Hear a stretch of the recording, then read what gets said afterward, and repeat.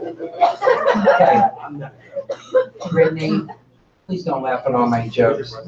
Okay. All right. So as I mentioned, everybody, it's really easy to get giddy when we have all these other guys here and students. First of all, I'm very grateful to Miss Gum. Miss Gum and I and Miss Fulner have a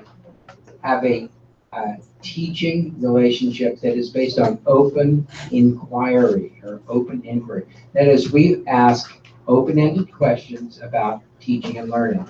And we're always asking the question, teachers are teaching, but are kids learning?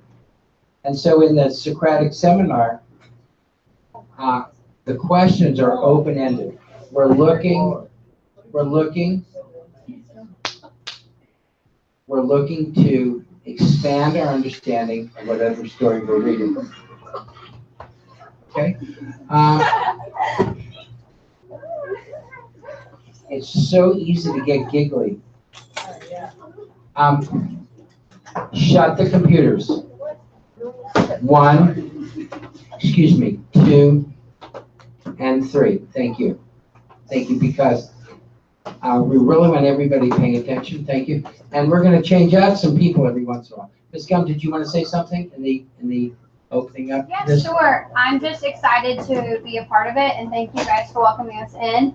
We had initially thought that we would phone in via the Hangout, but first period, and I agree with them, they felt a little disconnected, and with us being so close in vicinity on campus, it just made sense just to come in together and see each other's faces. We were just having difficulty being able to hear you guys clearly, and then we had to be I don't know, 3 feet from the smart board here for you to be able to hear us. So thank you for allowing us to overcrowd your classroom, and I hope that we have a great collaborative discussion today. Hello. Okay, leave that one there. So we have 2 mics. I'm going to hand one to that side of the room. Here's one on this side. So again, Ava, is there a problem? Okay. All right. Let's just go ahead and pick a question. How many of you have you all read the entire story of Marigolds? Yes? Let's say our names as we go around. Go ahead, say your name. Josh? Quickly. Justin. How many? What? Can't hear you. Keller. Ella. Maddie. Renee. Bergeline. Tessa. Okay, so it looks like we have boys against girls. You guys have almost all boys on your side. And we have a lot of girls. I noticed that. My class is very boy heavy. It's boy heavy. Wow, lucky you, Ms. Gum. All right, so again, when we're talking in the Socratic Seminar, you want to speak in a clear, audible voice. This is advanced. It's for kids who are interested in learning more about the subject through, again, open inquiry. Let's go with this question. Did you want to pick one? Or I'll pick one. To pick one. Okay. One that got a lot of traction was, I think it was 4. would you feel differently if Lisbeth would have torn up the marigolds in Senor Enos's yard versus Miss Lottie's yard? Again, would you feel differently? And we want to use those feeling words. And to a large extent, Miss Gum and I do not want to participate. This is a student-led activity. Where's this question? Okay, again, would you feel differently? It's just for the kids in the middle. If you want to join the inner group, raise your hand and we'll try to fit you in. Would you feel differently if Lisbeth would have torn up the marigolds in Miss Enos's heart versus Miss Lottie's? Right. Anybody?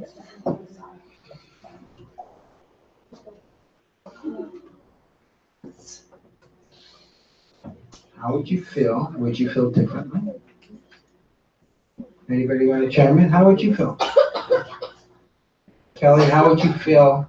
And using text to support your answer. Go ahead, Kelly. Somebody hand her the microphone. Pass it down. You have to turn it off.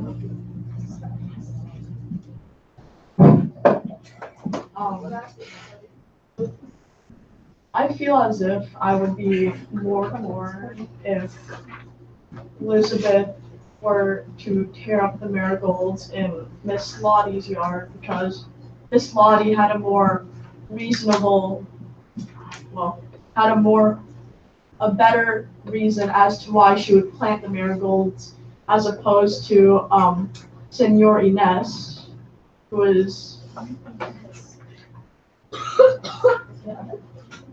just a rich woman. Anybody else? So how would you feel? How would you feel? Would you feel differently, and how would you feel?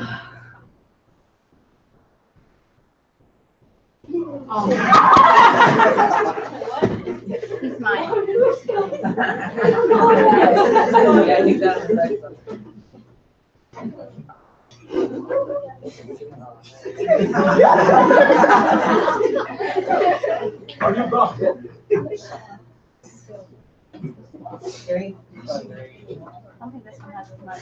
think you're the next. Well, okay, let's talk about, what line or phrase in the story, Marigolds, do you feel is the most important to you, and explain how it impacts your understanding of the story? Again, which line, sentence, phrase, paragraph in the story Marigolds do you feel is most important? Drives the play. Go. So I picked the line, and I too have planted marigolds. And I liked this line a lot because it was very deep and rich, because it went along with that. She finally understood what the marigolds meant, which was that they were the beauty in all of the ugliness of the world.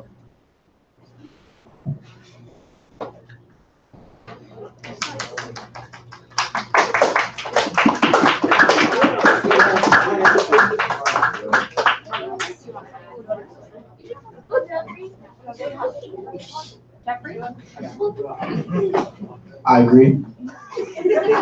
What can you explain? I mean, what do you like about that line? Is that your favorite line in the entire story?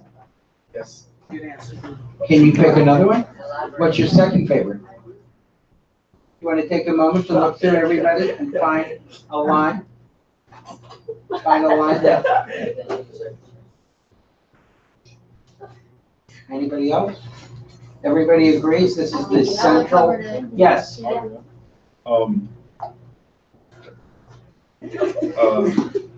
feel as though, I agree that is a good line, but my favorite line is "Poverty was the cage in which we were all trapped," because it shows that although that they're trying to make the best of the situation, poverty still like pulling them down. It's not letting them do with the most of their ability. Thank you.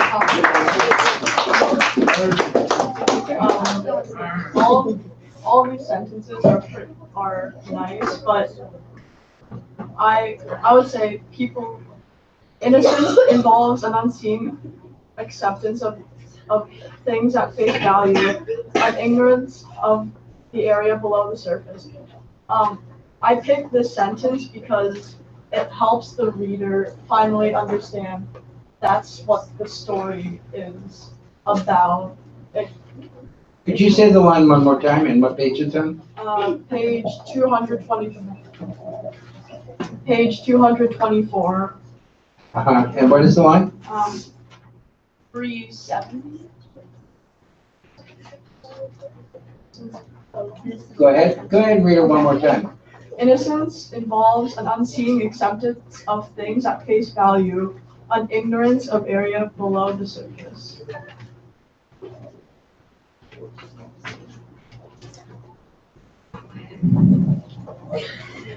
What does that really mean? I think that's a great idea. Anybody comments on that line? Yes, person? Or you have another? No. Yeah. Sort of. Yeah. I disagree with you and you. I agree with you because. Okay. My favorite one was, and I too have planted marigolds because Miss Lottie, she planted marigolds because like she was like going through like poverty and stuff and like the bullying and stuff. And then when Elizabeth realizes that she's done bad, she like they put it at the end for a reason because it's like the theme too, because it relates to the theme. Because she found her happiness. I'm just curious, does anybody notice something very interesting? Or can I ask you, do you think it's interesting that the author would end the story with the title? What does that mean? What does that mean? I mean, one question should help generate another question. Sir? I think it means that it's like an important message or message. I think it like if there's a double meaning between marigolds, that makes her, not everybody else. Understandable. If I hear you correctly, and I really encourage people to be using the words, I mean, I don't want to chime in, but what I heard you say is it has a double meaning. Could you elaborate on that? I think the double meaning is like, well, the marigolds in the story it wasn't like a beautiful home at all. That she described as being very ugly, but inside of it was I'm writing it down right now. a very beautiful thing, which was the marigold. So I feel like marigold means just beautifulness or like prettiness amongst like something that isn't. Comment. Let's keep it going. Interesting. Somebody else want to comment? No, I'm fine. About what? What? Here we go. What am I talking about? Okay, no, we're having a dialogue. It's not a meeting. What's your name? Marvin. Marvin, what's your favorite line in the story? If I just asked you your first thought, what's the first thought of the line in the story? When I made it home, No, without looking at the book, do you remember a line? Something from the book that you like? Did you like the story? Yeah. how it was part of the story. They were talking about how she was growing up, right? Uh-huh. And like when she seen her friends stomping on those flowers, marigolds, Uh-huh. she didn't like that. She was becoming a lady. Second warning, third, you're out. Okay. You understand? Yes. I'm sorry. She was becoming a lady. She felt more grown and didn't want to affiliate herself with those children.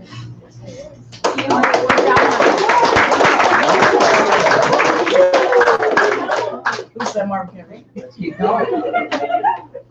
What? Really interesting. Okay, anybody else? Anybody in the room? Anybody in the room? I think he brought up the theme. What would you say, Ms. Gum? Did he bring up the theme of the story? He did, because sometimes the theme to us is hinted throughout, and he brings up one of the hints in the story that the theme is going to be tied to growing up.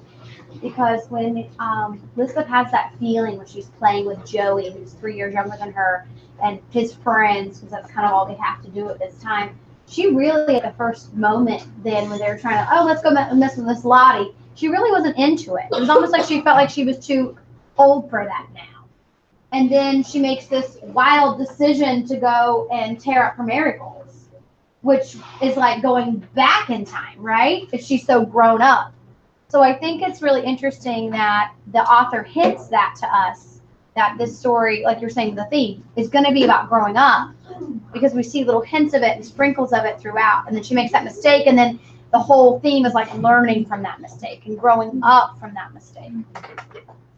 Who has some lines about the theme there are about 4 moments in the story when the theme is brought up. Anybody pinpoint those? Should be perusing your books. Anybody else? Or your notes? There's a couple of times with the theme where she is having this struggle between being a child and being an adult. Anybody? Yes, Brazilian? Okay. The child in me scoffed and said it was all in fun, but the woman in me flinched at the thought of the malicious attack I had led. After. Tell us about that. That's one of the more powerful lines. In fact, that line is so powerful that the publishers of the book elected, of all the lines in the story, they elected to take that line. I think it's. Why did you choose that line? Tell us a little bit about that. Because it's when she starts thinking about like how she felt about like all the bad she did to this Lottie, even though she didn't deserve it. Don't you think this brings up the question of tone? Because the tone. Did anybody talk about the tone of the story? What would the tone, that is the author's feeling as we're going through the story, how does she feel about herself? She's an adult and she's looking at herself 30 years ago, 40 years ago. Yes, do you have your hand raised? He does, and Mel does. Go ahead. How does she feel about it? Wait, This no, line kind of says it. I didn't want to answer. I was actually. Okay, do you have an idea? It's not really. He's asking to go to the bathroom, which my answer is no. I've been holding it since last year. You will be holding it for longer. How did I do that? Okay, anybody? For what? Okay, the tone. We have the theme. Theme has a lot to do with from childhood into adulthood, but the tone of the story has to do with how the author feels throughout. Yes. I think it's childish, Uh-huh. and then at the end it's kind of. At the end, so in the beginning, it's childish. Okay. Does anybody want to argue with him? I would argue What with do you this guy. say? He says the beginning of the story is what? Humorous? Did you say? No, childish. Childish. Well, how does this is a great question. This gentleman is claiming the beginning of the story is childish.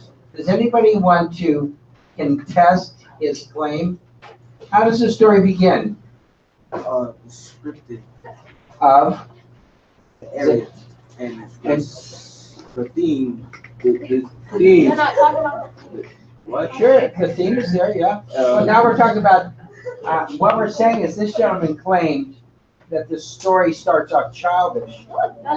No, it doesn't. So contest his theme. Go. Martin. There are bigger words like he. And take your time and look at the beginning of the story. Everybody, take your time, At look the at the beginning, beginning. they're trying to introduce to the story, so it's not really the point of view as when you see a child at first. It's like trying to introduce you to how she was, like How it was. how it was. The Well, situation. how it was. That's what I was thinking. How it was at the beginning. Tell us. Use text to tell us. How was it in the beginning of the story? Take your time. What's the beginning? I don't see you looking. What's it like at the beginning of the story? I have one.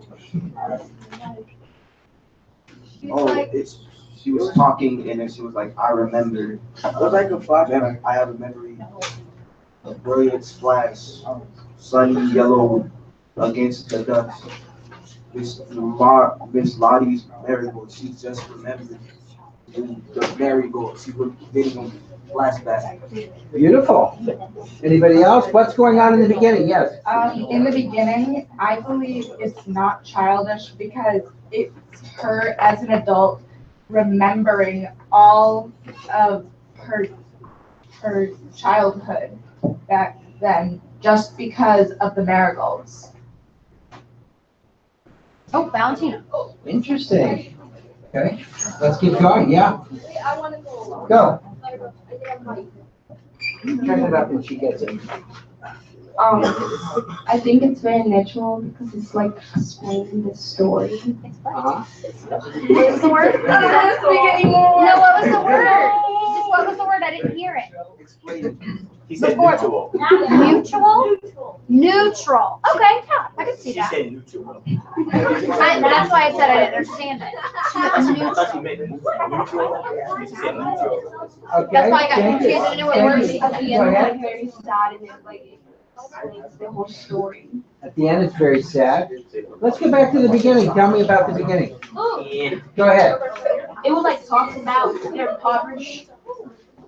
Like they would say, like she would say, I lay on my pallet still as a stone, and a pallet is basically a concrete bed. Keep going. They would talk about the homes, in quote, the most ramshackle of all our ramshackle homes, and they're talking about Miss Lottie's house, because it has rickety frames leaning together like a house that a child might have constructed from cars. Yeah. I agree with what you're saying. So put those together, what would that tone be then? How poor they were. Which would mean you to feel that the tone is what? Give me one word. Tone is usually defined in one word. Theme could be like a phrase. Emotion. What type of emotion? Sad emotion. Good. So like a word like depressing would work. Yeah. I mean, Or not regretful. or regretful. Definitely, because she. So when does the story take place? I mean, it opens. Guys, come on. How does it open? What's going on? Yes. Who said it? What's going on? I just said The it. Great Depression. I just said that. Okay, let's get it going. I don't want to be done. Depression, what's going, wait a second, in the Great Depression, but, wait a second. Didn't we go over this, that the word depression had a double meaning in the beginning? What's going on with the people in that town, Madison?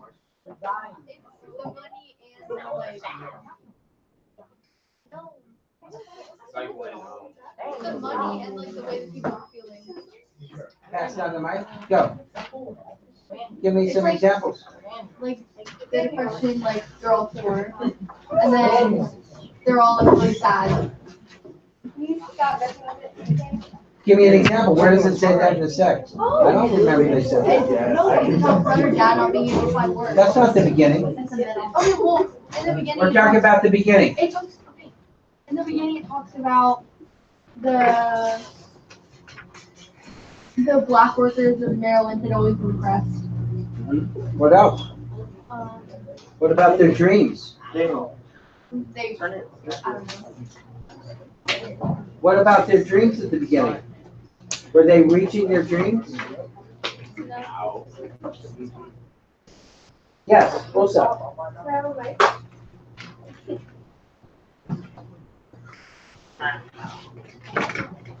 I'm looking for it.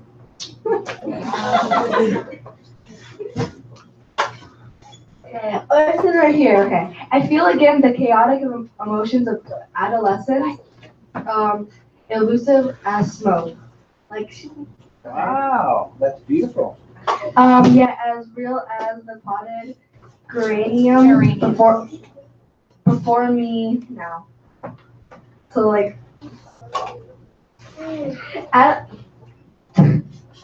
adolescence means like childish, yeah. Yeah, like your age. So there's a line 31 on page 214 that says, I don't know what it was that we were waiting for. Certainly not for the prosperity that was just around the corner. For those who were white folks' words, which we never believed.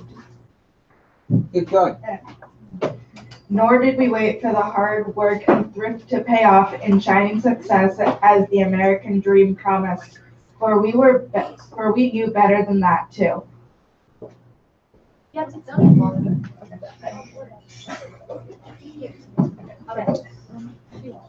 So So like in the beginning of the thing, it started off when I think of the home of my youth.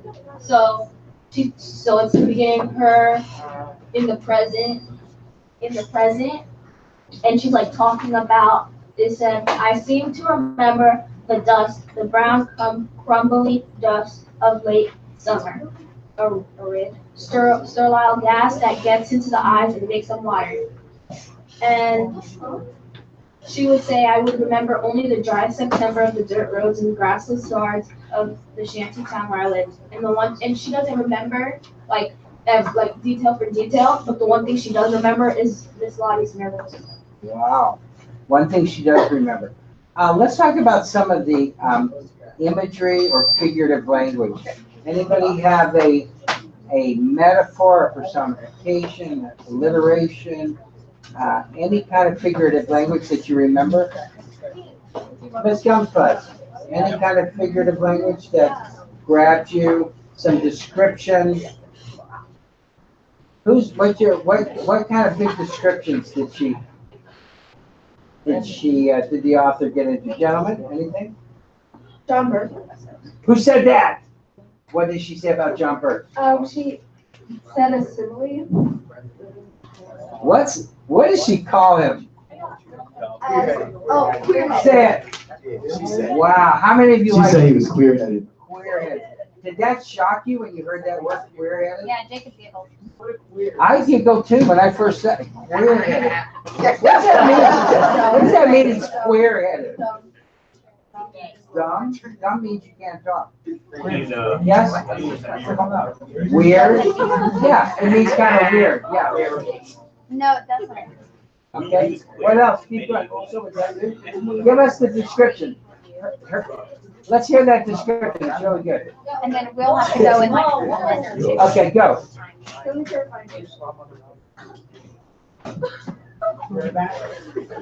It's 216 at the bottom. You're gonna get to go in just a moment, sir. No, I want to answer. Go. John Burke was what?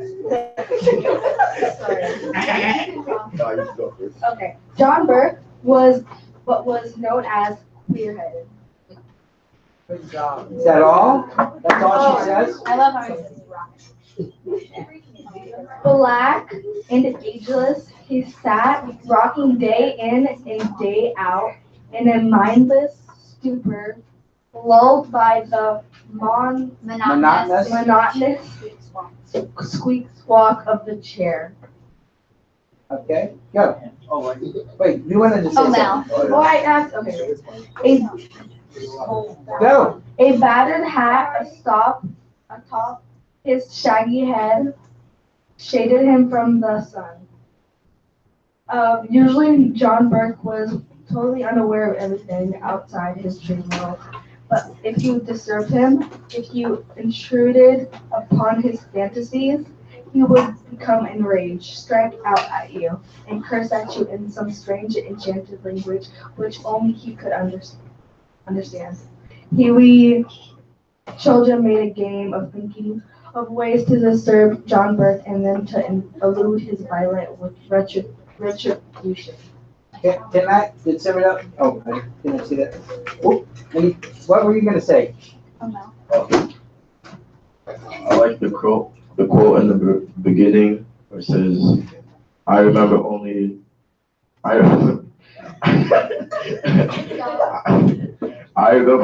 the dry September of the dirt roads and grassless yards of shanty town where I lived, and it helps me. We got it. It helps my imagination. Like, it helps me like imagine like what like it actually looks like. Because it says dirt roads and grassless roads.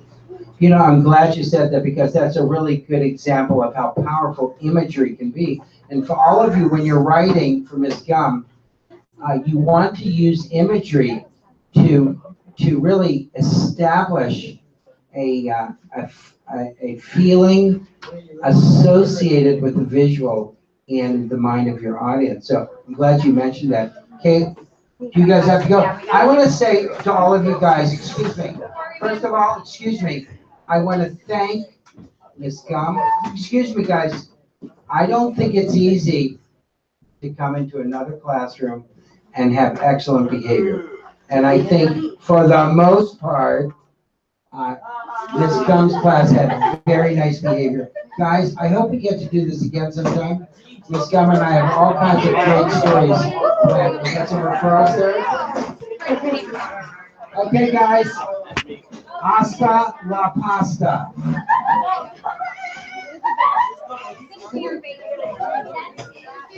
You know, Marvin, you did a great job today. You're good. Good job. All right. Hasta la vista.